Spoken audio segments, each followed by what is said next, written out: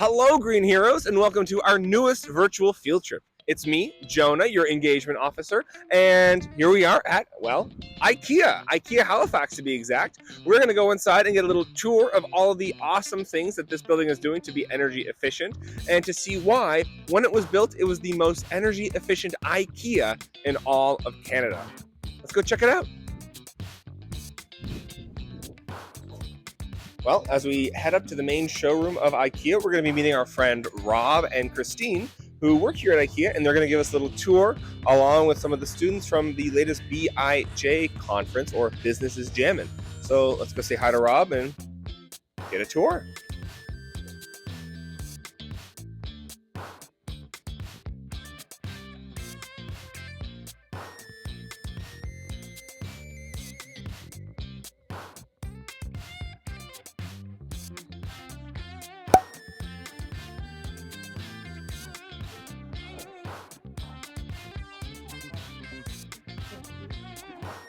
So my name's Rob. I'm the facilities manager here at IKEA. I've been here 10 months, so I'm learning as well.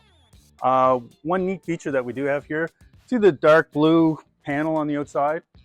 Right here, just on the side of the glass, that's the solar panel. It's actually 3/4. If you drive by this side, the panel goes 3/4 of the way over. And what it does is the sun hits it, heats the air on the inside. We actually have, you can see the air vent inside. So we're actually able to get some heat from outside during the winter months to help heat the building. So pretty cool feature. So next we're gonna go upstairs to the solar. I just thought I'd share that one with you, and we'll take a look at the solar upstairs. I might as well tell you instead of telling you outside. So when IKEA was first built 8 years ago, there was 2,501 panels installed on the building, generating approximately a maximum of 850 kilowatts. In the last month, we added another 417, which has given us an additional 275 kilowatts. So a total of 2,918 panels, 1,125 kilowatts. So this summer, there'll be a lot of days that will be just solar throughout the whole building. So pretty cool. Okay, let's go up.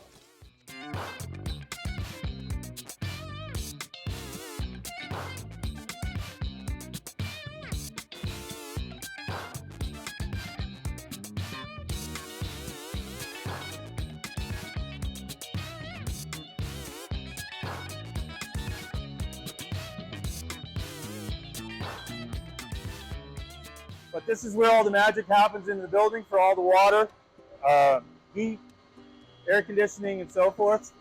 We use a lot more energy, of course, in the summer because of the air conditioning, and it's really hard to keep this building cool. That's why the membrane that you noticed outside is all white, because of the sun and so forth, to help keep the building cool. We have 4 hot water tanks. 2 of them are designated to just the dishwasher downstairs in the restaurant. Our dishwasher uses about 80% of the water that's used in the building, so quite a bit. We also measure our water per customer. So typically in the past we were around 5.7 per liter. Last year we were able to run around the 3.5, 3.6. We did that by doing a few things, especially in the bathrooms, using low flow urinals, low flow sinks, and low flow toilets. One other fact for you guys, none of those panels are screwed down. Not one of them. Nothing. They're all held down by bricks. There's 18,000 bricks up there holding those panels down. Reason being is if we screwed into the building, and if the wind and they're shaking and so forth, we would have leaks all over the place. So nothing's screwed down whatsoever. Yeah.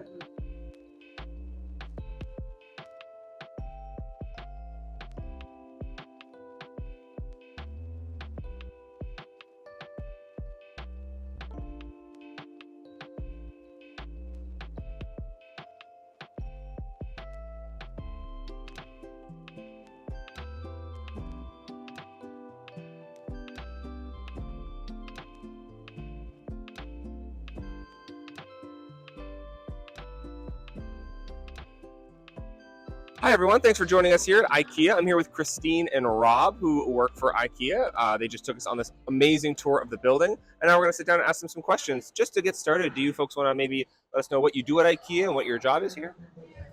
Sure. I am a communications manager here, and I've been with IKEA since the store opened over 8 years ago. And I basically do all of our community work. So we have a program called IKEA Neighborhoods, and we look at how we can make a difference in our communities and our neighborhoods. So we work with our more vulnerable communities and the spaces they call home. Hi, my name is Rob Pickram. I've been with IKEA now 10 months.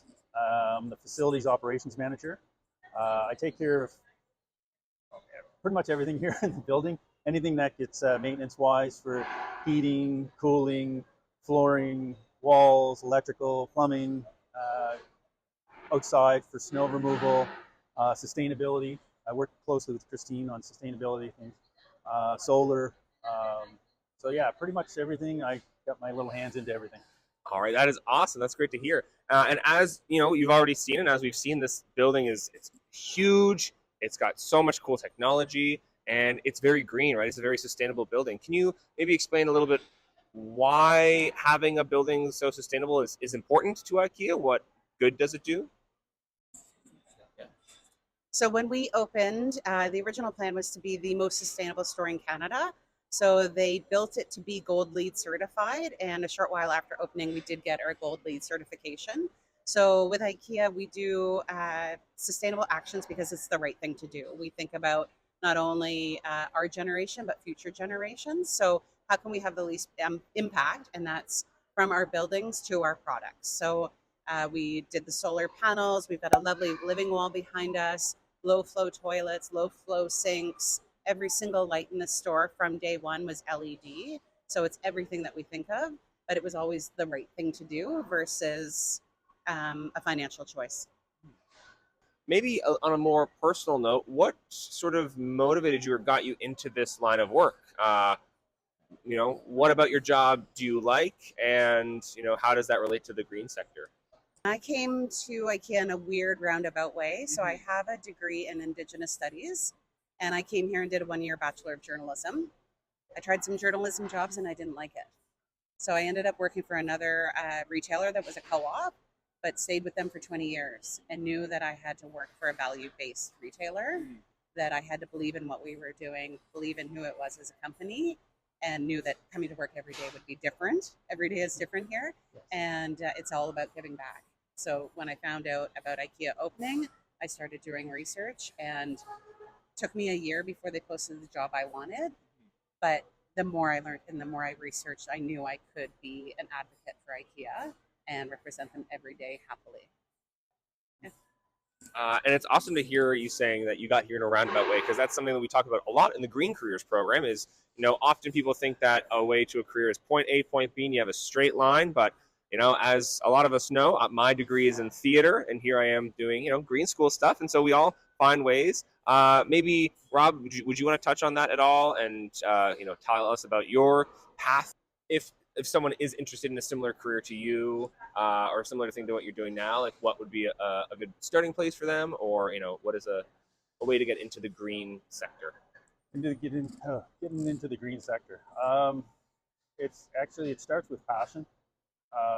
You got to be passionate about it. And when I first came here, I knew about different things, the EV stations, I knew about them and so forth. But once I came to IKEA and working with Christine is very passionate about it. It actually helped me get more and more passionate about it. And now I'm looking for different ways now to try to help the store out, and what we can do and make things greener. So it's education is the biggest thing, and keeping your eyes open, ears open, and seeing what other companies are doing as well. It's funny, I was walking through the airport last week, and I was looking at the airport in a different way than what I typically did, right? Like, oh, what are they doing? Oh, okay. We could probably do that, right? So just keeping your eyes and ears open and paying attention to different things. Yeah, that's awesome. And I like that idea of never stopping learning, right? It's not like you just learn a certain amount and then you're done, right? There's always new things to learn, and all those new things you learn, you start to notice them in your life, like you said, at the airport, or looking at how other businesses do things and thinking, how can I apply that here? Yeah, that's a great idea, great message. Well, Thank you both so much for sitting down and chatting with me about that. You know, it's always inspiring to hear about other people's journeys and the kinds of jobs that we choose to do, and how it all is important to helping the environment around us, and working towards these net zero goals and sustainability and all that. Do you have any last things you want to share with the kids watching at home or at school? I guess any last things to share? Anything that you want to add on? I think for me, it's just following your passions, as we've said Yeah. repeatedly. You never know where your passions are going to take you, and being able to come to work every day and truly believe in IKEA as a company and everything I get to do, whether it's giving tours to the public or interested groups, or elbow deep in garbage with Rob. Just follow what you love, and it will be a great career. For me, for the students, education is crucial. You'll never stop learning. You should never stop learning and advancing yourself more and more each day. Learn. As I said, keep your eyes open, your ears open, and just paying attention. Education, as I said, is power. Really, it really is. So keep learning. All right. Well, thank you both so much, and I hopefully we'll hear from you a little bit later for our live Q&A. But thanks again for having us. Thank you so much for the tour, and I can't wait to go and do some window shopping and check out some of the stuff. All right. Have a great day. Thank you. Yeah. Thank you so much.